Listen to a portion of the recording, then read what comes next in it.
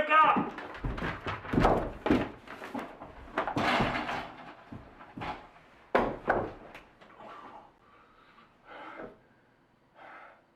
I gotta get this proposal done. What day is it?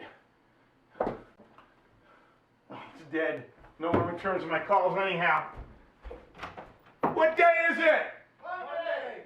Can I get some help with this proposal? No! I'm the boss! Sir! I am the boss. I'll hire a proposal writer. That's what I'll do.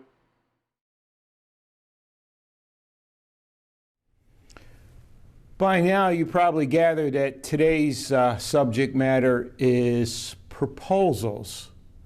We're going to avoid how to write a proposal or the best way to write a proposal or what a good proposal reads or looks like, because you can find a lot of books on that or templates online. And like my good friend Greg Breen from Scope Design, who did our website, and you can check that out at jimcendoma.com. Whenever I ask him a question, he just says, Google it. So if you want to find out how to write a proposal or what a good-looking proposal template looks like, Google it. We're actually going to talk about some tricks of the trade around how you use your proposal to properly engage the customer, and how you can avoid some pain and how you can increase the hit rate as far as bringing home the bacon, as far as closing that order. So let's start off, as usual, with a few stories. I'm fortunate and grateful that I've lived long enough to have some stories. So my first story about a proposal was very early on in my first year of business. And I had a customer ask me to come in, look at an application. It wasn't really that complicated, but I let my engineering get ahead of my salesmanship. And I put together a pretty complete package, just like I did when I was an equipment engineer for a Fortune 500 company. And a month or so went by. I went over to see the customer to follow up to see if I got the order. And he said, would you like to see it? And I said, yes. So he walks me out in the plant and he shows me the equipment, and there it was, a thing of beauty. Just like I laid it out, just like I designed it. And I said, how come you didn't purchase it from me? And he said, because your price was too high. And I said, of course my price was high. I engineered it. Whoever built this didn't have to engineer it. So what had happened is the customer took my very detailed how to build, how to install, how to integrate proposal and shopped it around. And it was so complete that all my competition had to do was just put a regular number for parts and materials on it, and they got the order. Now this is where the story gets a little bit funny, because a couple of months went by, same customer calls me up and says, hey, how would you like to come in and look at another application? Now, this little guy running around the back of my head says, why should I do that? You're just going to shop it around. But I put him in a box, closed the lid, and said, sure, I'll come and look at that application.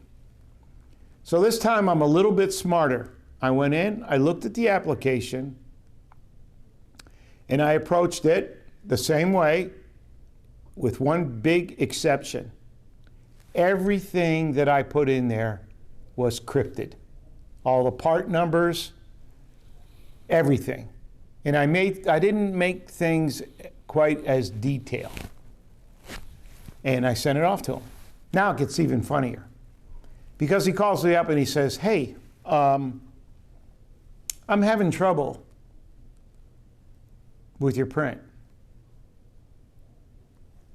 Also known as I'm shopping it around and people are having trouble understanding it. So I said, okay, I got my prints here in front of me. What's your question? He says, well, I got a bearing catalog out in front of me and I'm having trouble finding the bearing part numbers that you called out. I said, I got them right here. Not a problem. He said, okay. And we just went through it that way. And I said, yeah, just give me a purchase order number and we can roll on this. And he says, okay. And then it gets even funnier because my competitor calls me up and says, hey, I've got your proposal and I'm having trouble deciphering it. That's because I put a cipher in there. And I said, I don't know. I have no idea. It looks great from here. And hung up the phone and I got the order. So the lesson that I learned is you have to be very careful that, especially in custom-made products, industrial sales, which is the world that I'm in. I'm typically known as a systems integrator. You have to be careful that you just want to avoid giving too much information to your customer because they're going to shop it around. Now, when I thought about it, at first I was like, yeah, I got the order, and I was able to make a little money. But then I was thinking about it later on, and I thought, I don't really feel good about it because I should be able to put my best foot forward, and in my naive mind, the customer should say, you know what? He came up with the idea. He's a smart guy. He's a good vendor. We're going to go with him. But that's not the real world. So to this day, I make sure that I don't let my engineering get ahead of my salesmanship. And you really want to be aware of why do people ask you, why do customers ask you for a proposal? So one of the first things they do is, you're calling up and you're trying to offer them something that they've generated a lead and they want you to follow up, or through your observation in the marketplace and in that company, they have a need and you can fulfill that need. So you want to have a proposal received.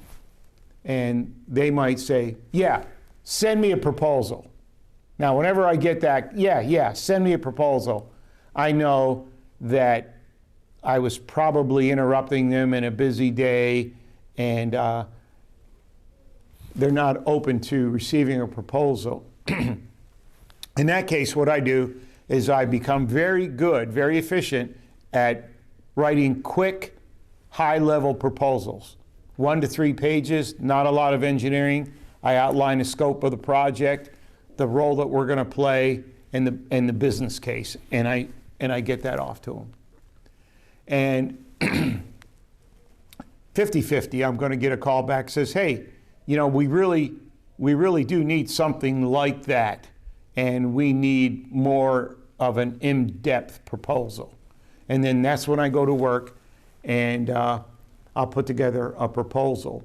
And one of the things I do is I avoid at all costs delivering a proposal through the mail or through email. I always have myself sitting in front of the customer's team or the customer. It's always a personal delivery of the proposal. And the reason being, when you do that, when you send it through an email or you send it through the mail, you automatically disengage yourself because now the customer is going to look at it and he has all the information. There's no reason for him to engage you. There's no opportunity for you to educate that person on any of the questions or to even raise questions. You've taken yourself out of that.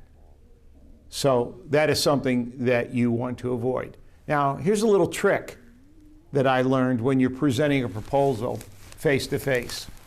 My proposals have just enough detail to satisfy the customer, and again, lesson learned, avoid giving my competition too much information to bid against me. When I present a proposal, the team members or the customer, they get hard copies of everything with the exception of one page. And that page is the financial investment required from the customer. I'm the only one that has that on my copy. And it's a little bit of showmanship, but there's a very good reason why I do it. And that's because if you've ever given a proposal to someone which has specifications, let's say the proposal is somewhere between 5, maybe 10 pages with a lot of specs, drawings, what they'll do is they'll skip everything and they'll go right to the page where they think the financial investment is required is written. And I love watching them do that when I present, because they'll go right to that page and it's not there. And while they're thumbing through looking for how much money they're going to have to invest to get the equipment, I start talking and presenting and educating why they want to do business with me, why they want to approve the concepts, and why they want to have us as a vendor in the future.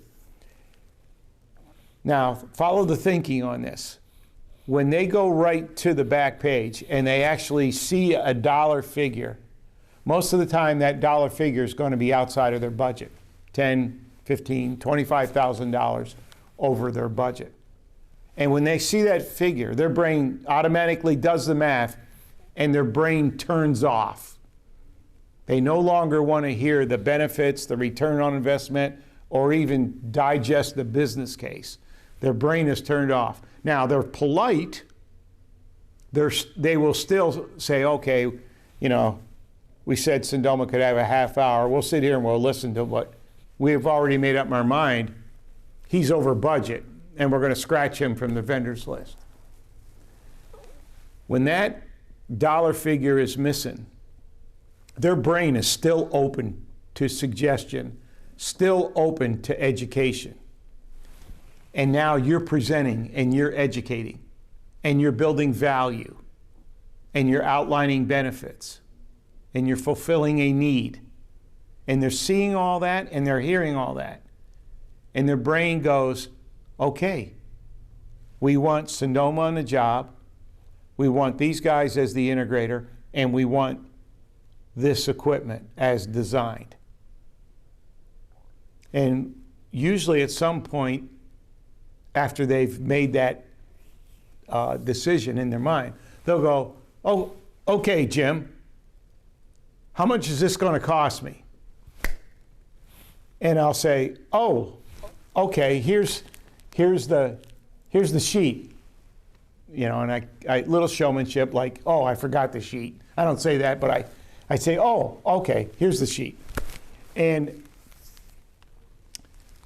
then you can see the look on their face. And it's different. It says, it's over budget, but we're going to find the money because we want this person, we want this company, we want this equipment. So we're going to go find the money rather than it's over budget, we're going to quit listening. Now, one of the ways that I was able to really prove this, I presented to the customer exactly the way I explained to you, without the dollars. And he said, how much is it going to cost me? We want you guys, how much is it going to cost me? And I told him, and he said, wow, you're $10,000 over my budget, is there any way you can give me a discount? Now, in future risky business episodes, we're going to talk about how to properly use discounts. And I'll just say this real quick. Discounting is not a closing tool. All it does is give away your margin. More on that later. So I said to him, well, we're pretty good at what we do. And that price is a pretty accurate price. And were I able to find $10,000 for you within this company that you could apply to this project, would you write me an order? And he starts laughing. He says, that's crazy. Go ahead. Tell me how you're going to do that. Now, we had just finished another project, and I know that they had budget money left over. Another department, same division. So I said, can I use your phone? And he goes, sure. So he spun the phone around on his desk. I called the manager, our customer in the other division, and I said, hey, I'm over here in so-and-so's office, and we're presenting this project, and he's $10,000 short. Do you have $10,000 that you could put into his budget so he could write us an order? And the other manager was so happy with our project we did. He said, yeah, put him on the phone. So I put him on, and the guy was just dumbfounded. He put the phone down. He says, I've never, ever experienced anything like that, and I'm going to write you an order. So those are just some of the things that you can use. Your well-written proposal has to be properly presented. Some of the strategies, some of the trickery, some of you may be thinking, oh, that's not something that I would ever do. And that's okay. These are just things that I've employed that have worked well for me. Now, so people ask you to write a proposal because they don't want to take the time to deal with you, and they figure, okay, fine, give me a proposal, leave me alone. The other one is the person who asks for a proposal, and they want a detailed proposal because they want you to do a lot of work, and they're going to shop it around. And then there's the third one, which is the best one. And that's where you have a customer that really truly appreciates a good vendor and realizes the value of having this support system of suppliers that can help a larger company get things done. And the story that goes along with this one is that throughout my career, I've had the opportunity to become a vendor of choice. Now, that's an award that customers, Fortune 500 companies, bestow on their vendors because they've done an exceptional job. And it's this very special award, and I was so proud when I got my first one, not because so much an award, because what it means. It means when you're a vendor of choice, it means that company's going to send you an order, and there's no competition. They just trust. There's trust that you're not going to gouge them and you're going to do a good job. So the story that goes along with this one is the first time this ever happened to me, I had a couple engineers call me up and they said, look, we got this project going on. We want to get some information from you and some conceptual ideas on how we would do this. So I put my engineering hat on and I explained to him the equipment that I would use, how we would integrate it. And I also gave them the names of my competitors as to where they can buy it, which really confused them. And they said, why are you suggesting that we buy it from your competition? And I said, well, I picked out the best equipment to fit this application.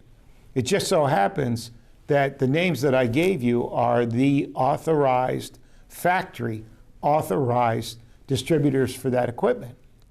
I'm not factory authorized. And I want you guys to have the best opportunity to address this project. And they said, well, you know, you're our vendor of choice. And I'm like, oh, okay. What does that mean? They said, well, we want to buy it from you. And I said, well, you can buy it from me, but I'm going to buy it from those guys because they're the factory authorized distributors, and I'm going to mark it up and I'm going to sell it to you guys. I'll do the integration. And why would you do that? Why would you be willing to pay more? And I told them, I said, I'm going to mark it up probably 35, 40%. And they said, because we want you to be in business. We value having you as a supplier. And that was my first initiation into being a vendor of choice. And I've had it a couple times throughout my career. And it's hard to maintain because management changes, companies are bought and sold, and purchasing buyers change and they don't buy into the whole vendor of choice thing.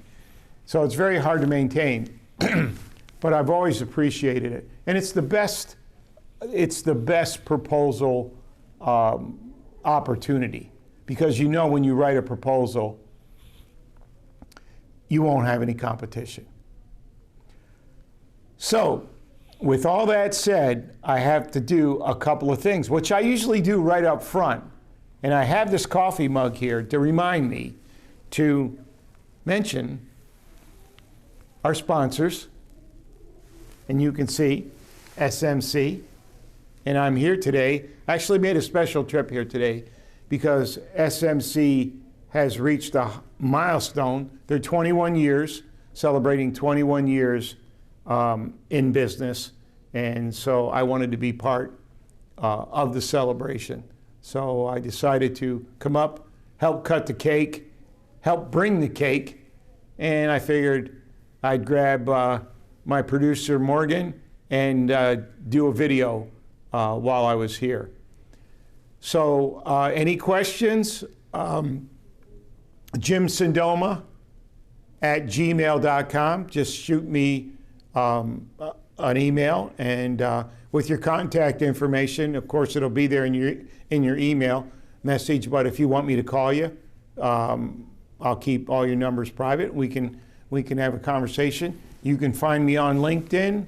You can find my website at jimcendoma.com. So hopefully you will have been entertained and tried some of those. I'll call them strategies. I was going to say trickery, but strategies when you present your proposals. And be very careful to avoid the mistakes that I made, which is putting too much information out there. You want to answer your customers' questions, but you want to avoid giving too much information so that your proposals will be kept private and they won't be shopped around. So with those thoughts in mind, risky business, out.